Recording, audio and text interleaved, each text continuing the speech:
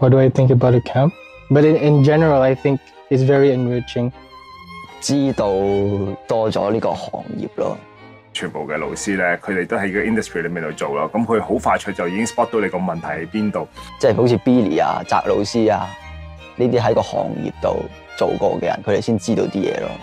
You get immersed with the people， 即係學到佢嗰種工作方式，佢點樣做。我覺得其實學到好多嘢嘅，就係點樣由零開始去自己寫一隻歌咯。除咗導師嘅指導之外，今次喺呢個 camp 入邊都識到好多唔同，都係一齊做音樂嘅朋友啊。咁我呢度咧有 join 跟唔同大師上 master class 啊、studio class 啊，同埋 one-on-one class。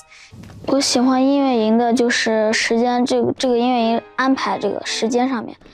咁我唔單止喺入面學到一啲小提琴嘅基本 techniques 啊、技巧啊，同埋都學到一啲更加多關於 musical 嘅知識。對我的幫助很大，然後老師也很好，就是他呢會給你非常細的講解他的每一個地方。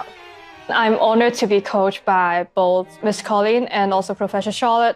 這氛圍很好，然後可能是從一開始到現在的一個改變。